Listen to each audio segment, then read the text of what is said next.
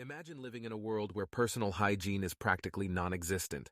A world where bathing is a luxury, and people actually believe that dirt can protect them from diseases. Yes, we're taking you back to ancient times, where cleanliness was not a top priority. But before we dive into the dirty details, let's travel to ancient Egypt, the land of pharaohs and pyramids. Well, it turns out that these ancient rulers had a fascination with hygiene.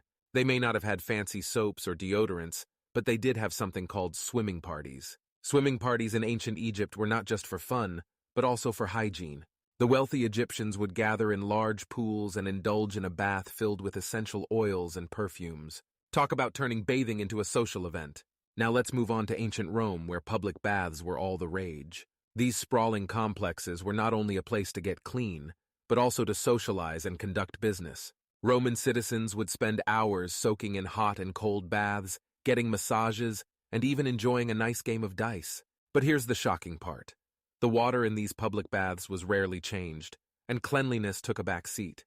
In fact, Romans believed that a good layer of oils and sweat would protect them from illnesses. Can you imagine the stench that must have filled those bathhouses? Fast forward to ancient Greece, where they had a different approach to hygiene. Greek athletes, who were admired for their physiques and strength, had a rigorous cleanliness routine. They would scrape their bodies with a tool called strigil to remove dirt and sweat. Then, they would coat themselves in oils to protect their skin from the sun. Now let's travel to ancient China, where personal hygiene was taken very seriously. They were ahead of their time when it came to oral hygiene. Ancient Chinese would chew on twigs from aromatic trees to freshen their breath and clean their teeth. No need for fancy toothbrushes and toothpaste. But not all ancient civilizations were concerned about cleanliness. In medieval Europe, bathing was considered taboo. People believed that water could open the pores and let harmful substances enter their bodies. Instead, they would use scented powders and perfume to mask any odors. Talk about living in a cloud of fragrance.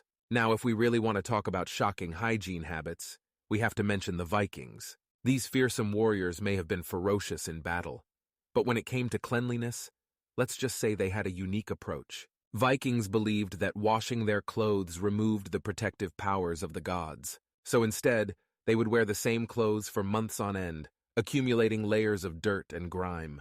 As we come to the end of this hair-raising journey through ancient hygiene habits, let's take a moment to appreciate the advances we've made today. From hot showers to toothbrushes and soap, we certainly have come a long way. So, the next time you step into a refreshing shower or brush your teeth with minty toothpaste, remember the not-so-clean past and be grateful for the luxuries of modern hygiene. Until next time, stay clean and keep those ancient secrets in mind.